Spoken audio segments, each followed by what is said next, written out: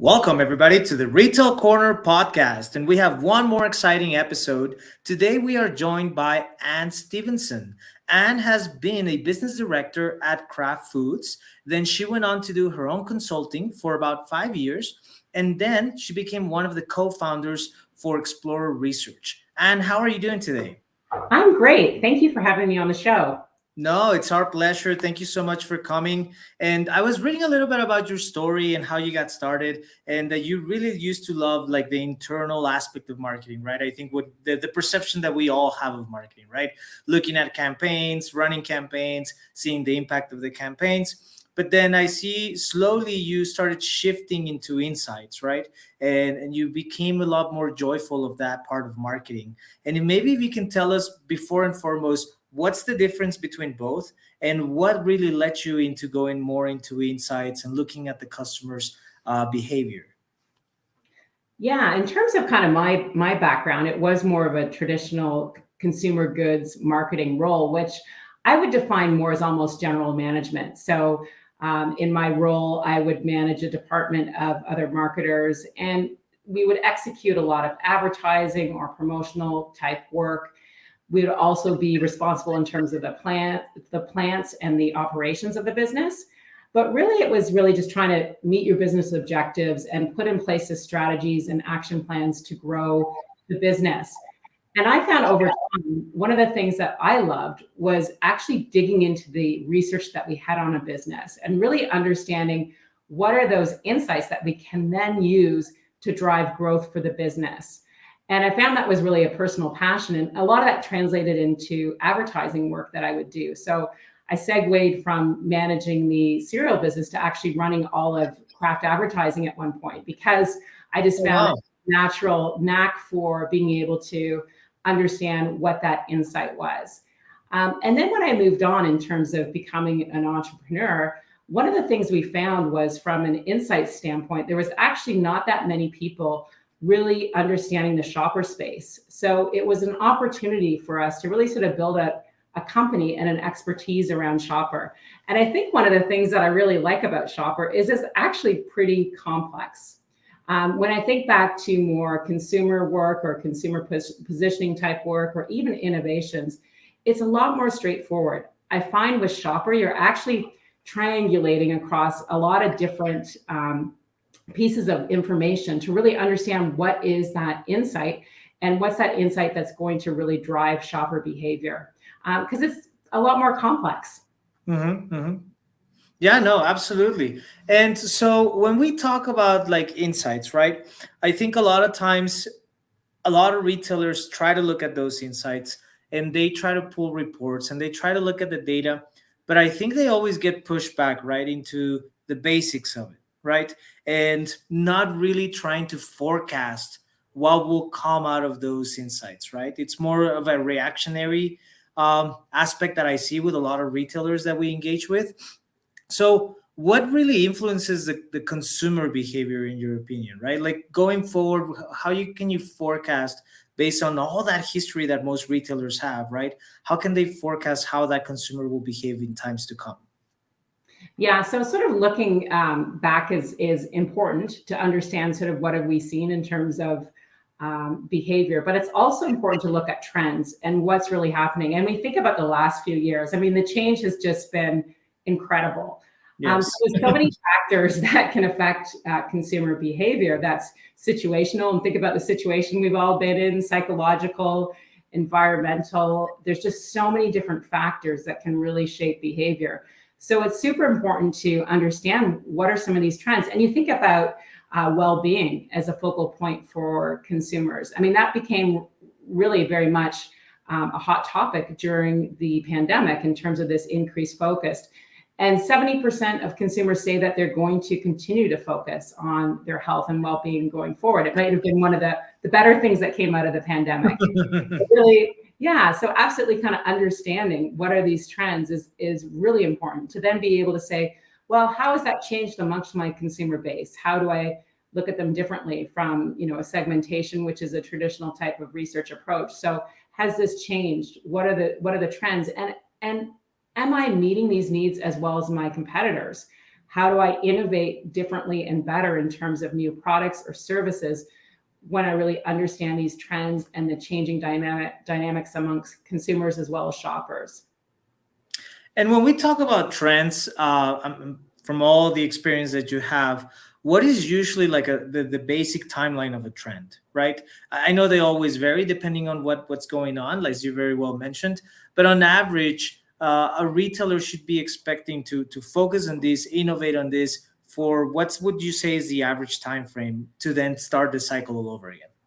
Well, you know what? Things are changing so fast that I'm not even sure I can say what's an average time frame. So definitely a fad is something that's sort of in and out, and a trend is longer term. And we used to say trends are, 10 years plus, but I think, trends may be coming a lot faster than we've seen. We just look at the change, and from a retail standpoint, what's happened over the last few years, it's phenomenal. And really, it's kind of hats off to retailers in terms of how they had to adapt and the changes they put in place. And, there's certainly more changes ahead in terms of the environment we're living in today.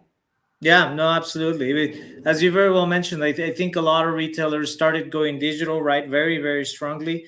And Yeah, ironically, I see them popping all over the place again, right? It's like brick and mortar is getting back into fashion or for some reason, and e-commerce is still very, very strong. But I think they're looking at supply chain because now they're trying to see all the return merchandise, right? The other aspect of the e-commerce business that I don't think anybody's really paying attention to. And now they're trying to see how they can minimize cost in that area, right? So it's 100%. Yeah, yeah. I mean that's huge in terms of the amount of return. So I think that's a behavior where people would order multiple sizes or multiple items when they're only looking for one thing, and then they return. So we're seeing a lot of where that even goes. And I know there's been studies tracking, and unfortunately, it ends up in a lot of landfills, which is not good. So. yeah, no, it definitely isn't. And what do you think today, right? Going forward, what do you foresee as the existing, current shopper consumer trends, and how permanent do you think these trends are going to be? Yeah, well, I think a lot of these trends will be pretty permanent. And as you mentioned about sort of bricks and mortars, I think one thing that's really important to remember is it's still 84% of retail. It's still big. So it's here to Mhm. stay. So I know there's been a lot of hype around e-com, and it was phenomenal growth in terms of e-commerce. So we're seeing that level out in terms of e-com, and bricks and mortar, I think will certainly continue to evolve, but it's still super important in terms of the total retail landscape. And I think that's where we're going to see a lot of evolution in terms of how our physical store is going to remain relevant in terms of some of the massive changes and trends that we've seen. So some of the things retailers have done really well is adapting technology. So we all learned how to use a QR code during the pandemic. That was a good that came out of this. Yeah, whether you wanted to or not. Yeah. 100%. I was at a conference last week, and we had QR codes and not business cards anymore. I mean, I couldn't even find my business cards, but Yeah, no, I hear you. But I have to say, I miss the menus at the restaurants. I Like, do. Yeah, I don't know what it is about holding a menu in your hand, but it makes such a big difference. It's crazy. yeah, it really does. So yeah, I don't know if menus will ever come back, or we'll always be looking at them on our phone. But yeah, so retailers are using QR codes, mobile phone in terms of really integrating that into the bricks and mortar experience. There's just a lot of changes. So they really adopted in terms of understanding how to sort of bridge that gap between online and in-store experiences. So in terms of the change around the way retailers delivered experiences with curbside pickup, buy online pickup, direct shipping, there's just phenomenal change that they underwent over the last few years. So Yeah, no, and there's a plethora now of options for the consumer, right? It's yeah, like anything you can have your cake and eat it, literally, for every retail company. The 100%. one thing I wanted to ask you, talking about that, like I feel like from a technology standpoint, everything is so customized and it's so well catered to the consumer. But I feel all over the place, right? Like customer service as its own has been going down so much. You know, why do you feel that is happening? And do you think that's going to continue to decrease, or at some point are we going to? I mean, I remember shopping, not too long ago, 10, 15 years ago, and it was an experience, right? People were like happy that you were coming in the store, and it was a full experience. And now it's like they're doing you a favor, right? It's like there's a machine or there's a QR code, go interact with it and leave me alone. I'm stalking or I'm doing whatever I'm doing, you know? Yeah, yeah. I mean, I think you're not wrong in terms of. I think a lot of it is driven by labor shortages, and retail is a sector that's really hurting in terms of trying to attract and immense staffing shortages. So over the holiday period, I think we're going to see a decline in services. There just isn't the manpower to sort of service what we need from a retail standpoint. But retailers are adopting through use of technology in terms of how do I restock, how do I really manage a lot of that back end piece. There's definitely so many things happening from a labor standpoint, whether it's quiet quitting, whether it's demands for increased salaries and benefits, and that may be a good thing in terms of the retail sector and how employees typically have been compensated. So that may be a good thing overall. But there's, definitely an interesting thing where you have a sector that's known for service and going over and above, and then you have a workforce potentially that is resistant to that. So no, I'm on my lunch break, or I want my exactly. I am checking the text right now. Okay, please stop. Yeah. Yeah, absolutely. And I think that whole goes hand in hand. Also, I'm sure the biggest problem we're all facing, right? I mean, the biggest inflation increase, right, in the past 40 years, right? Mm-hmm. Where do you think the future of retail with that, right? Because I mean, so many retailers are hurting, and I think that it's just been like a tsunami, right? It was the pandemic, and then now the inflation, and it's been one thing after the other that's been really hitting the retail sector so much, Yeah, it's everyone is feeling the effect of inflation these days. If we look at, so we saw phenomenal growth in retail during the pandemic. A lot of that was driven by subsidies and government spending. So retail overall was up 32%. It was a phenomenal increase. However, if we look at the latest data over the last couple of quarters, it's 9%. So basically, it's probably being driven by inflation. So retailers are not really experiencing gains. So we're starting to really see the pain in terms of inflation. And what we're seeing is a very much a fragmented consumer picture. So you have more affluent consumers who are continuing to spend, and then lower income consumers who are making extremely tough trade-offs. So I've heard this referred to as the bifurcation of consumer spending, but it's very much a fragmented consumer picture in terms of what we're seeing from a spending standpoint. So you can see this in certain sectors like healthcare, apparel, and consumer electronics. They're not doing very well right now. And Walmart even scaled back their estimates in terms of sporting goods and non-essentials to the tune of about $17 billion. So what we're seeing is a lot of differences by channel. With inflation, we'll continue to see channel shifting. Another interesting thing too is we've all experienced the out of stocks, so empty shelves. But it's not just out of stocks and under stocks. We have overstock in some channels. So if we look at inventories in department stores right now, they're actually up in terms of their inventory holding is about 17% versus a year ago. So we're seeing these really interesting dynamics by channel where we have understocks in some, overstocks in other. It's really kind of hard to get a hold on this because it's shifting so quickly. And some of the things that would seem almost counterintuitive. So if we look at outlet stores for a bargain, sales are down. Well, that's because gas prices are so high. I'm not going to drive, 45 minutes to an hour. Yeah, to go to an outlet store. As gas prices come down, which we're recently seeing, we may see a resurgence in some of these channels where shoppers are making trade-offs. So it's just changing very dynamically and very quickly in terms of channels that consumers are shopping at, where they're cutting back. But you know what? It's very real, and everyone is really feeling the pain in terms of this inflationary time right now. Yeah, no, it's been very tough. Do you think once gas prices come down, because I think that's probably one of the first things that's going to settle, right, as inflation comes to some sort of plateau, hopefully. Yes. Very hopefully. But as it does, do you think that's going to drive that outlet market? Like once that settles, Do you think more people are going to shift towards the outlets rather than go pay regular retail price? Absolutely. So I think that'll help with outlet malls. I think that'll help with discount channel. It'll help with mass as well in terms of stores that you need to drive to. So we're going to sort of see this continued channel dynamics and shifting. And I Okay. think mass is definitely a factor in that. Yeah, and I almost feel like there's, because I've noticed there's a lot. Usually the outlet malls, right? To your point, they're always 45 minutes an hour if you're lucky enough to live close to one, right? Hmm.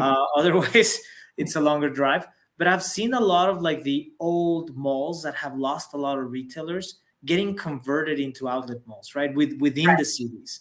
Do you think that's some sort of like preparation, or just the same tenants, trying to find a way out of the current industry, or do you think that's going to be like a standard going forward? That's interesting and probably a little bit hard to predict, but I think it would make sense actually to have more urban locations. So, even mass stores have smaller footprints, which are more urban.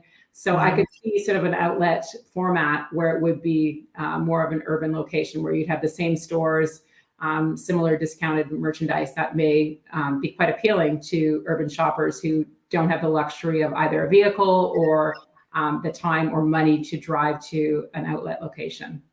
Yeah. No, no, that's very, very interesting. And so going back to, of course, the company you co-founded, Explore Research, how are you guys using technology, right, such as VR and methodology to learn more about the shopper insights? Yeah, so VR is something that we've really embraced, and I think it's really timely right now. Our VR business is booming because a lot of retailers, as well as manufacturers, they're looking for solutions. So how can they create a different retail experience? And what VR allows our clients to do is to actually build out multiple different environments. So understanding how they maybe design out a store or set up a section, and versus either building out test stores or building something out in a test center, with Mhm. VR, push of a button, you can change up the environment. So it really allows for sort of early stage learning, iterative testing to really understand what's going to make an impact in terms of retail design. And a lot of retailers are going to be changing up their retail design, even just supply chain issues where we're going to see limited assortment. So how do you manage that? How do you merchandise it? How do you really sort of handle these different issues, whether they're longer term or more temporary?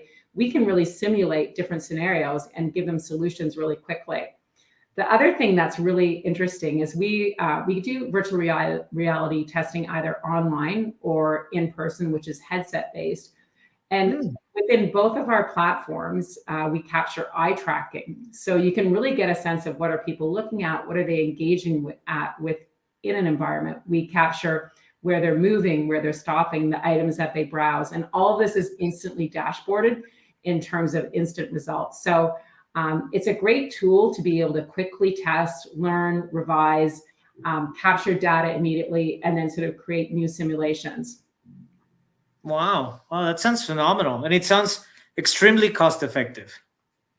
It is when you look at versus the expense of physically building out, it becomes extremely efficient in terms of looking at different options. So clients use it for how do I actually set up a shelf, such as planogram work. Mhm. Retailers come to us in terms of how do I reinvent, say, the front end of the store or a more higher involvement section where I can really understand how do I merchandise, what types of signage should I put in place, how wide should the aisles be, all kinds of questions we can really look at and then measure the behavioral impact. So, what happens in terms of purchases? What happens in terms of length of shopping trip? What happens in terms of viewing patterns within that Wow. environment? So, you can really simulate these environments and get a real read in terms of how is this going to impact and shape shopper behavior going forward.